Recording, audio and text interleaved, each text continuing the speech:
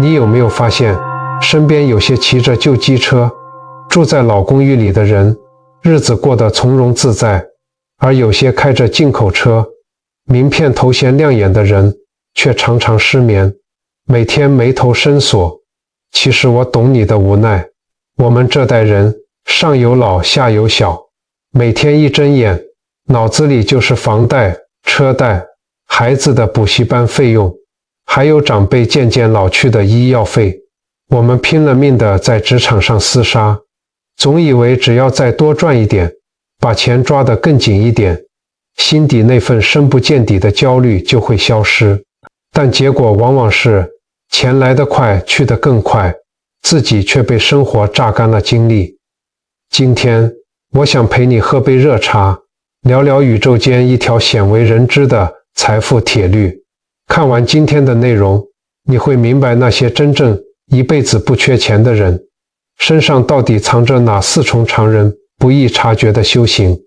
找对方法，你也能卸下重担，让好福气和财运自然而然地向你靠近。很多人以为缺钱是因为大环境差，运气不好，但静下心观察，你会发现一个铁律：越焦虑越赚不到钱，越赚不到钱越焦虑。我们总以为把钱抓得越紧就越安全，但这在佛学里就是落入了贪、嗔、痴的死循环。佛法说，痛苦源于这3毒：对金钱无止境的渴望与攀比是贪，求而不得便抱怨生活；对家人发脾气是嗔，不明白财富规律，以为钱全靠算计争抢，看不透因缘和合，这是痴。当心被贪嗔痴塞满，人紧绷得像随时会断的弦，身上就会散发沉重尖锐的磁场。这种状态下，福气根本找不到缝隙钻进来。你想想，去传统市场买菜，一个老板满脸苦相，眉头深锁，跟你斤斤计较那几块钱，稍微挑一下菜就摆脸色，你下次还会去买吗？大家买完肯定赶紧走人，但另一个老板心态松弛，笑呵呵跟你聊家常，问候孙子，大家心里欢喜。称完重量，他说不定还随手多送你2根葱、1块姜。这件日常小事背后的道理是一样的。佛法讲相由心生，心柔软了，面相就和善，磁场对了，状态松弛了，好缘分自然愿意靠近你。金钱也是一种有灵性的能量，最不喜欢去充满怨气的人那里。焦虑的人拿到钱也不会感恩当下的拥有，只会担忧下一笔在哪，生怕手里的钱贬值不见。老祖宗有句充满大智慧的话，叫厚德载物，道破了财富的底层逻辑。你的德行有多厚，能承载的财富就有多大。就像一块土地，土壤肥沃深厚，树木才能高大茂盛。若贫瘠布满石头，撒下再珍贵的种子也长不出好果子。财富表面上是靠双手起早贪黑挣来的，往深了看，更是靠心性与修为一点一滴养出来的。弘一法师一生惜福，他说福报就像清水，若心是充满破洞的无底洞，倒再多水也留不住。心若安定知足，补好破洞，福报自会像山泉水般细水长流，永不枯竭。真正一辈子不缺钱的人，靠的不是运气或投机，而是骨子里自带的修行。他们把红尘俗世当成了最好的道场。现在不妨找个舒服的位子坐下，静下心，跟着我一起对照看看，自己的人生岁月里契合了这4重修行中的哪几重。第1重修行，破除金钱的我执，真正做金钱的主人。佛法常讲我执，就是凡夫俗子最难放下的东西。我们过度在意我的感受、面子、得失与财产，如果把这份沉重的执念放在钱上，金钱就不再是生活的工具，而会变成一条无形的铁链，将我们深深捆绑。你仔细观察身边有福报的人，他们跟钱的关系非常健康流畅。钱来了，好好用来照顾家人，行善布施；钱没来或暂时亏损，也能安心等待，坦然接受。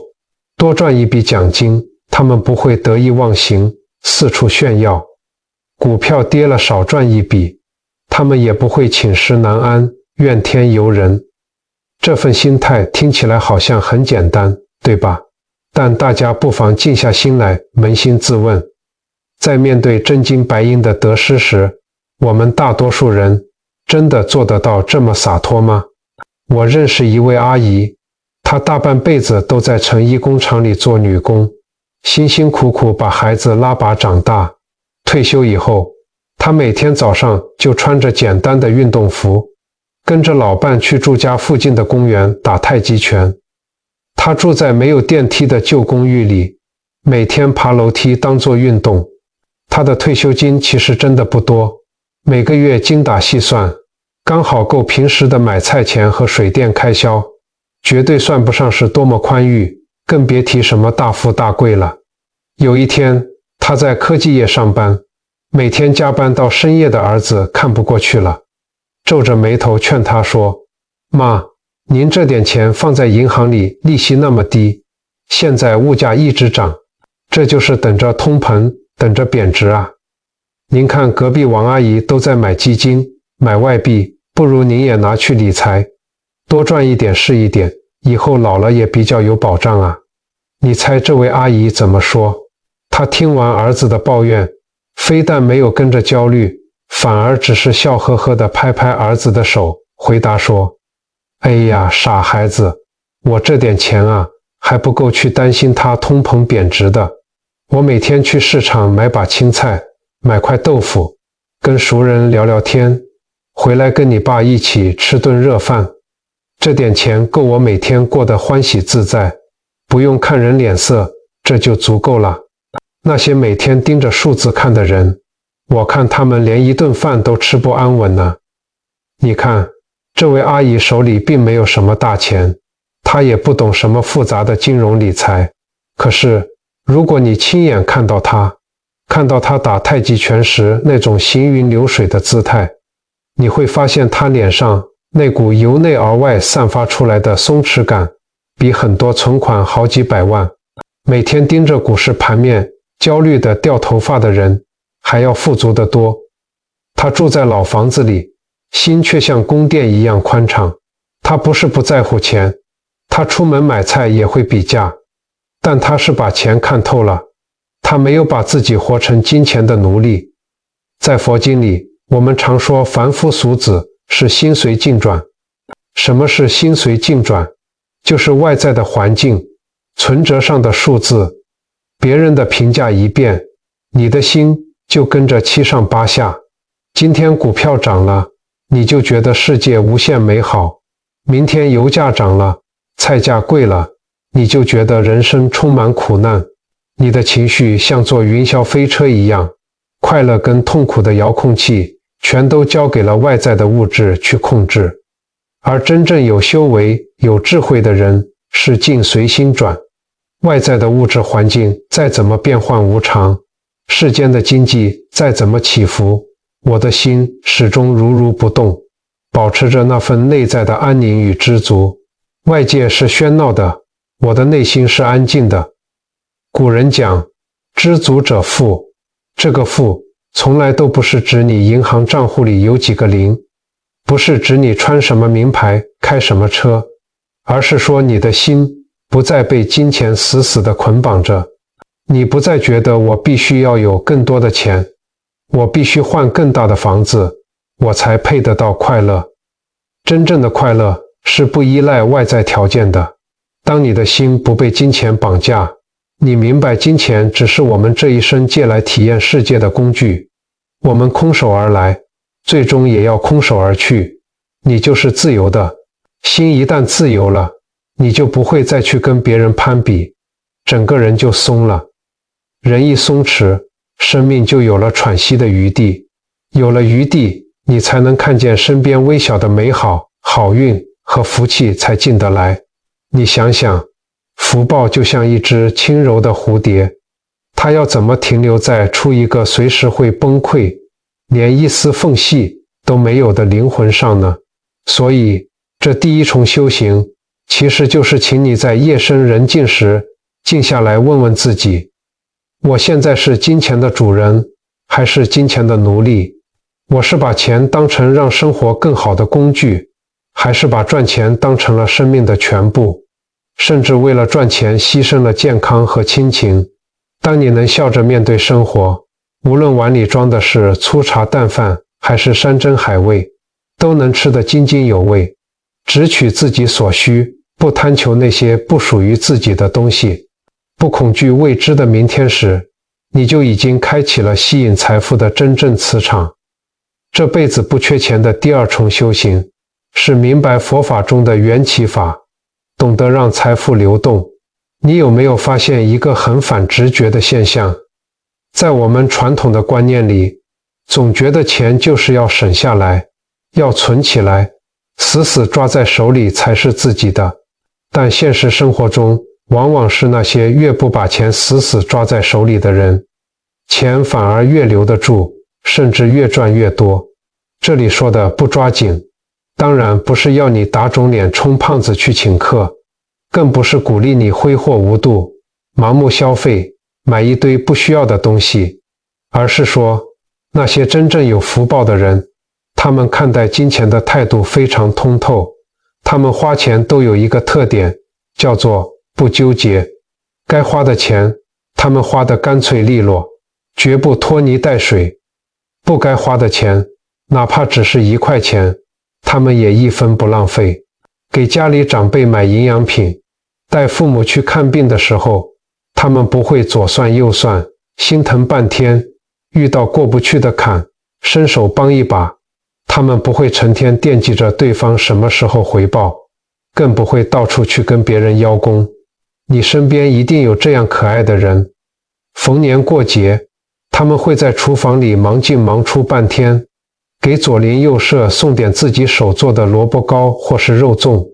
这些东西算一算成本，根本不值几个钱，但那份热腾腾的心意让人长久念着。同事家孩子考上大学了，或是哪家娶媳妇，他随手包个红包，不多不少刚刚好，既表达了满满的祝福，又不会让收的人有还礼的压力。街坊谁家的热水器坏了，临时想洗个澡，或是缺个什么5金工具，他二话不说就借出去了，或是直接请人家来家里洗，从来不计较这些水电费。这些事一件一件拆开来看，好像都是微不足道的小事，但日积月累下来，他在所有认识他的人心里种下了一个不可磨灭的印象。这个人心胸宽广，靠得住，值得深交。为什么这样不计较的人反而一辈子不缺钱？因为钱的本质其实就是水，你把它抓得越紧，它就像沙子一样走得越快。你让它流动起来，它反而会从四面八方流回来，就像一口池塘。如果你怕池塘里的水流走，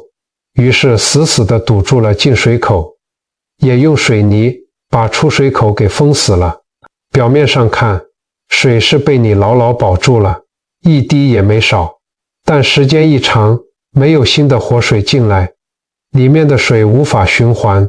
它就成了一潭长满青苔的死水，臭水连一条鱼都养不活。你只有打开心量，让水流出去滋润别的土地，同时也让外面的活水流进来，活水才能养出鲜活的鱼，才能生机盎然。这在佛法里叫做财布施，而它背后运行的底层逻辑，正是佛教最核心的缘起法。佛陀告诉我们，世间万物都不是独立存在的，没有任何一样东西可以单独成立，一切人事物的发生都是因缘和合而生。你给出去的每一分善意与财富，甚至你对别人展露的一个微笑，都在这个宇宙间种下了一个善的因。老话常讲舍得，舍得，有舍才有得。这句话绝对不是现代人编造出来的廉价心灵鸡汤，而是老祖宗用几千年无数人的人生经验，实实在在总结出来的因果规律。那些一辈子东省西省，把钱看得比自己的命还重的人，为了一点小利跟亲戚反目，为了1块钱在市场跟人吵架，他们攒了一辈子的钱，存折里的数字的确很漂亮，但到最后往往守不住，要么因为长期的焦虑和压抑，被一场无常的大病连本带利的花掉了，要么因为没有德行的传承，被不争气的后人给败光了。而那些大大方方乐于分享的人，钱看似从他的口袋里花出去了，但福气却化作了健康、平安、好人缘，默默地跟着回来了。你看我们这片土地上，那些做了一辈子小本生意的人，真正能做长久，做成几代传承的老字号的，没有一个是斤斤计较的。就像隔壁巷口那个开了20年的早餐铺老板娘，她每天凌晨3点就起床熬豆浆、揉面团，每次客人来，她总是笑面迎人。她给客人装的豆浆永远比别家多半勺，满到快要溢出来。她亲手捏的包子，馅料永远比别家大一圈。有时候遇到赶着去上学的学生忘记带钱，她也是挥挥手说，没关系，明天再拿来就好，快去上课别迟到了。你说他亏不亏？从会计账面上看，每一单好像都少赚了一点点，甚至有时候还会遇到不还钱的人。但是人家20年的老主顾从来没断过，就算后来搬家搬远了，周末还是会特地骑着机车回来吃他的包子。他每天早上店门口总是门庭若市，大家吃的已经不只是早餐，而是一份温暖的人情味。他的这种行为不只是财布施，更是一种无畏布施。他让每一个来吃早餐的人带着温暖和力量开始新的一天，反而是那些天天算计，省下每一粒米，甚至偷工减料的店，就算刚开始靠着噱头赚了一点钱，往往开不满半年，就一家接一家的关了门。你看，金钱这个东西就是这么有灵性，它完全遵循着因缘果报的法则。你对它越大方，不被它束缚，愿意让它去帮助更多的人，它对你越忠心，因为你的慷慨和善良，早就替你在无数人的心里种下了善因。当你需要帮助的时候，这些善因迟早会结出甜美的善果，为你化解危机。这辈子不缺钱的第3重修行，是懂得种下无相布施。因为所有的善缘，终将成为你生命里的贵人。佛法里有个很高、很亲近的境界，叫做无相布施。金刚经里常常提到这个概念，意思是我在帮助你的时候，心里没有觉得我高高在上的在施恩，没有把你当作低我一等的欠债人，更没有执着于那个给出去的财物。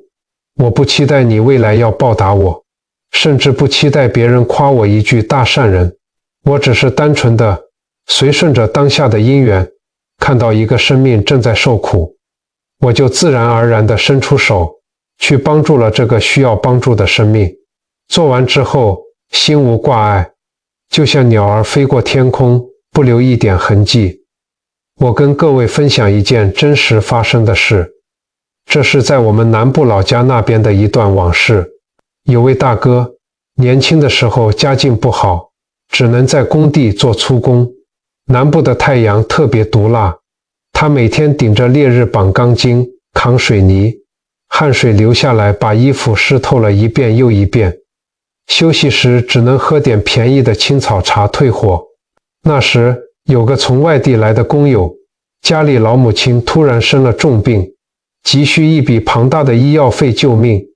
那个工友走投无路，急得在工地角落掉眼泪。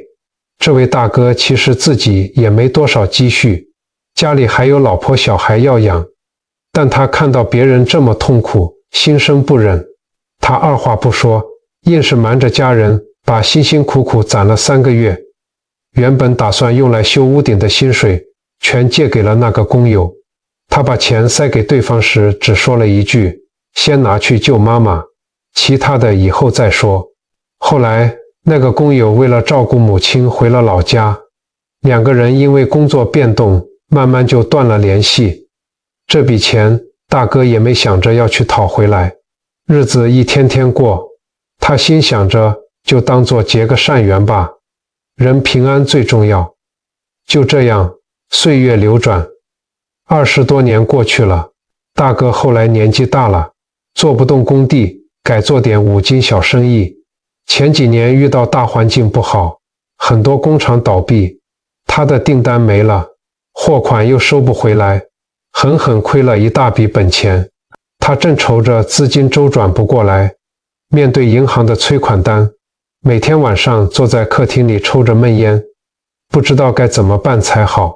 觉得这辈子可能就这样毁了。没想到天无绝人之路，当年那个工友不知道辗转从哪里打听到了他的消息，专程大老远开车跑来找他。那时候的工友已经是一家小工厂的老板了。他不光是把当年的钱连本带利包了一个极大的红包还给了他，还因为感恩当年的救命之情，直接把工厂里所有的五金耗材订单全部交给这位大哥来做，硬是拉着他把那道几乎要命的难关给撑了过去。各位朋友，你们看，20年前在烈日下借出去那笔钱的时候，他压根没想过会有回报，但就是这份纯粹的不图回报的善意，在他看不见的时空里悄悄地生了根，发了芽。等到他人生走到最寒冷的谷底，最需要庇护的时候，当年的那颗种子长成了一棵替他遮风挡雨的大树。这就是宇宙间最不可思议、最精准的因果业力。很多人误以为因果就像自动贩卖机，我投了100块进去，马上就要调出一罐饮料来，如果没调出来，就觉得因果是骗人的。但佛法告诉我们，因果不是直线的，它需要因和缘的结合。佛经上说，假使百千劫，所作业不亡，因缘会遇时，果报还自受。这句话的意思是，哪怕经过了成百上千个时空的轮回，它就像一颗种子藏在泥土里，等到适合的阳光、空气、水分，也就是所谓的缘分到来的时候，它自然就会开花结果，回到你自己身上。你今天帮过一个人，转头就忘了，可是对方没忘。你10年前做过一件好事，当时看似没回报，甚至被人笑傻，但这些善意其实就像一颗种子，稳稳地埋在了土里。生活里这样微小却充满力量的例子太多了。你平时在社区里，无论是见到大楼的管理员，还是打扫的清洁阿姨，都笑呵呵地打个招呼，说声辛苦了。有一天你出远门，忘了关窗户，眼看着快要下雷阵雨了，邻居因为平时受了你的和气，顺手帮你关上，还传了个讯息让你安心。你看，这些都不是什么惊天动地、值得上新闻的大事，但它们就像一张看不见的、由无数善意编织而成的防护网，在你毫不知情的时候，就稳稳地替你兜住了人生的下坠。这个世界上从来没有无缘无故的贵人，所有在你困难时对你伸出援手的人，所有那些看似幸运的巧合，其实都是你过去一点一滴种下的因，在今天成熟结出的果。所以，如果你想要在人生的关键时刻有人帮你，不是遇到困难了才临时抱佛脚去庙里烧香，或是去讨好身边的权贵，而是从现在开始，在每一个当下，但行好事，莫问前程。这辈子不缺钱的第4重修行，是懂得次第而进，明白日子不是撑大的，而是一天一天养大的。这一条是四重修行中最踏实，也最让人心安的境界。具备这种特质的人，这辈子可能不会中什么乐透头彩，不会突然在某个从化区分到一块地，也不会突然冒出一笔横财。但你仔细看他的生活轨迹，拉长到10年的维度来看，你会发现他5年前比10年前好，今天又比5年前好。这不是那种大起大落，令人心惊胆跳的刺激，而是细水长流的安稳。今年把家里漏水的屋顶修好了，换了个好一点的沙发，明年存够了孩子的学费，还能带全家去附近走走。后年发现自己因为规律生活，身体比前几年还硬朗了，没有大灾大难，一点一滴，不声不响，日子就这么慢慢往上走了。这种人为什么能过上这样安稳的生活？因为他们积攒的从来不只是存折上的虚拟数字，更是内心的智慧和踏实做人的德行。你看社会上那些一夜暴富的人，中了头彩的，投机炒股赚了快钱的，有几个能真正把钱守住？统计数据显示，10个里面有8个，几年之后因为挥霍无度或是被人骗钱，反而过得比发财之前还要惨，甚至负债累累。为什么会这样？因为他的德行和智慧拖不住那么庞大的财富。这就像一个小小的茶碗，你非要往里面倒一整壶刚烧开的滚水，水一定会满溢出来。溢出来的水不但留不住，还会把桌子弄得一塌糊涂，甚至狠狠烫伤你自己。财富如果不配上相应的德行，它就不是福气，而是一场灾难。在佛法中，我们讲究次第修行，次第就是顺序、步骤，意思是凡事都有先后顺序，从持戒、修定到发慧，因果的成熟需要时间，绝不可赶苗助长。急不得我们在生活中修炼忍辱，忍受无聊，忍受缓慢。那些日子越过越顺的人，他们心中的那个装福气的碗，是在一点一滴变大的，不是靠什么外力强行撑大，而是靠日积月累的善行、阅读、反省与修养，一圈一圈地长出来。碗大了，能承载的福气自然就多了，装多少都稳稳当当，不溢不漏。你看春天的花，你心里再着急也没有用，它该3月开，就是3月开。你2月跑去对着它猛吹气，或是拿热水浇它，它是吹不开的。你心急了，用手去掰它，反而把好好的花苞给弄掉了，今年就再也看不到花开了。你再看看社区巷口或是庙庭前面那棵老榕树，我们这边夏天常常有台风，狂风暴雨一来，很多根基不稳、长得特别快的外来树种，一下子就被连根拔起，倒在路边。可是那棵老榕树呢，也没人给它施过什么名贵的肥料，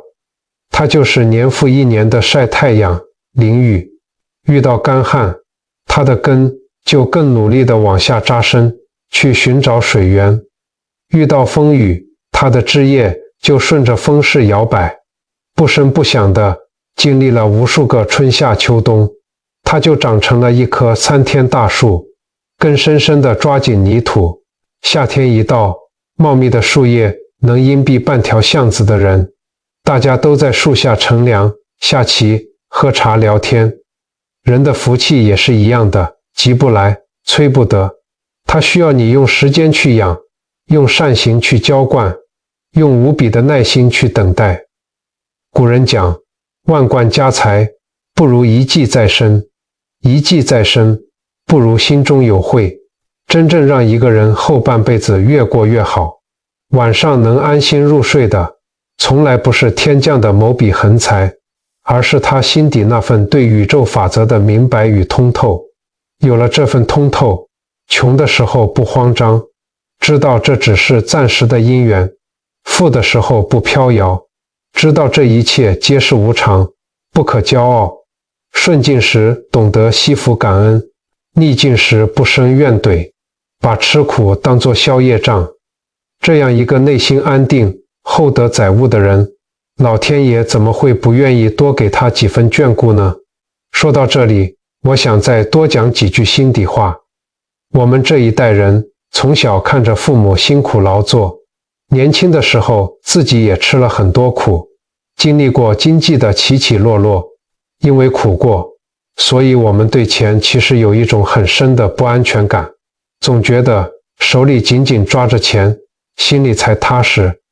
总觉得存折里的数字多一点，以后老了、病了，或是孩子需要帮忙的时候，就多一分保障。这种心情，为人父母的牵挂，我完全可以理解，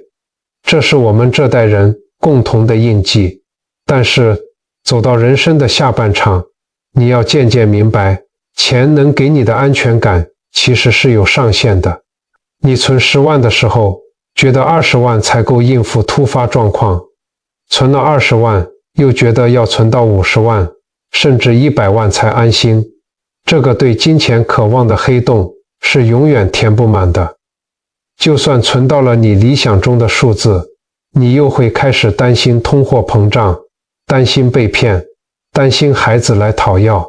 真正的安全感从来不在银行的保险箱里，更不在房屋权状上，而是在你自己的心里。当你愿意放下对未知的恐惧，放下对孩子人生的过度干预，你的心就会变得无比宽广。一个内心丰盈的人，哪怕今天口袋里只有100块钱，他也是从容的，因为他相信自己有双手可以劳动，他相信天无绝人之路，他更相信自己这辈子老老实实做人，辛辛苦苦种下的所有善因绝对不会白费。这份相信本身就是宇宙间最大的财富，它能生出无穷的力量。那么我们该如何把这份财富落实在每天的日常里呢？听完了这4重修行，您可能会在心里想，道理我都懂，但每天生活这么忙，我该怎么做呢？其实佛法在世间，不离世间觉。我们不需要跑到深山里去修行，在厨房，在客厅，在菜市场，到处都是我们的道场。我为大家整理了3个今天看完影片立刻就能做的微修行。第一，睡前3分钟的感恩观想。每天晚上躺在床上时，不要再去想今天又多花了多少钱，还有多少账单没缴，也不要去烦恼孩子明天的考试。请你闭上眼睛，在脑海中回放今天拥有的3件小事。也许是今天晚餐的饭煮得特别香软，也许是过马路时遇到了一个好天气，或者是路上不认识的人对你点了个头。把心从匮乏、从抱怨转向富足与感恩，这是在修你的知足心。每天带着美好的念头入睡，你的睡眠品质也会跟着变好。第二，每天做1次微布施。我们前面说过，布施不一定要花钱，在佛法里，给人一个温暖的微笑叫言布施，对辛苦工作的同事或为你煮饭的家人说一句真诚的赞美叫言布施。进门时顺手为后面的人留一扇门，或是在路上顺手捡起一块可能让人滑倒的垃圾，这都是布施。每天做一件不求回报的小事，让善意从你身上流动起来，你就是在累积自己的福报存折。第三，戒除口业的说话练习，不要老是把烦死了、穷死了、没钱了、怎么这么倒霉挂在嘴边。你的语言就是你的风水，语言带有强大的暗示力量，天天喊穷，抱怨生活，财神爷听了都会摇头绕道走。试着把这些口头禅换成慢慢来，一切都会好的。我很感恩，没关系，心宽了，不计较了，你的气色就好。气色好，你看起来就有福相，贵人缘就旺，贵人缘旺，财路自然就宽了。这就是一个无比美好的良性循环。与其天天焦虑怎么多赚一点钱，到处去求神问卜，不如先安静下来问问自己，我的心养好了没有？心是根，钱是果，根要是扎稳了，吸收了善念的养分，果子自然就结得多，结得甜。根要是烂了，充满了嫉妒与贪婪，你往枝头上绑再多的假果子也没有用，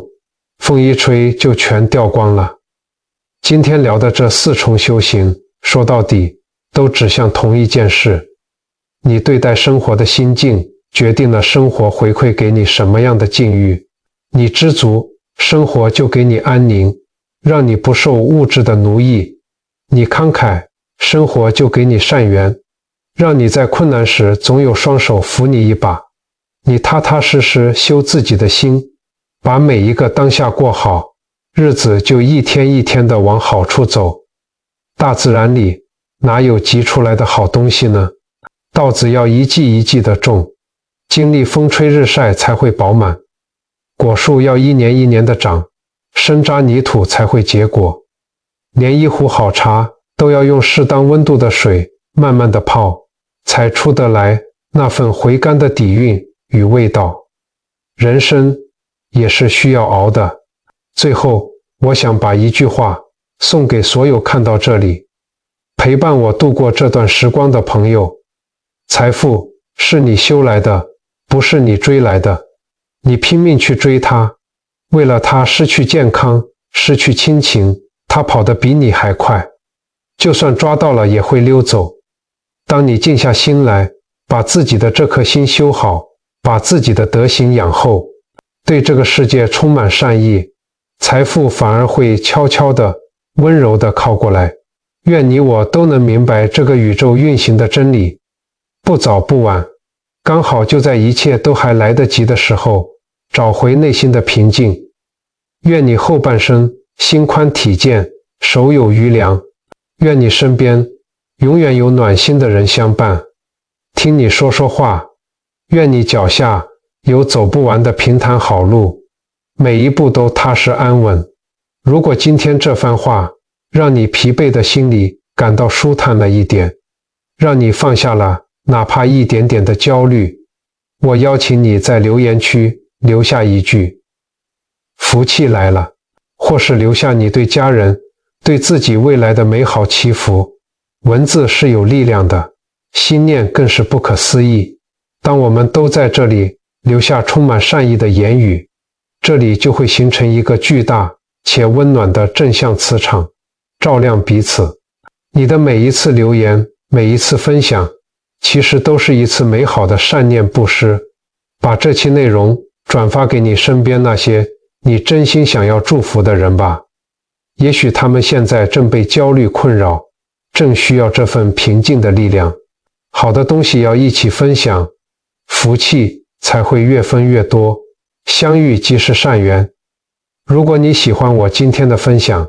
觉得对你的生活有所启发，恳请你轻轻点个订阅与按赞分享，让这份充满善意与平静的力量能持续陪伴您走过未来的每一天。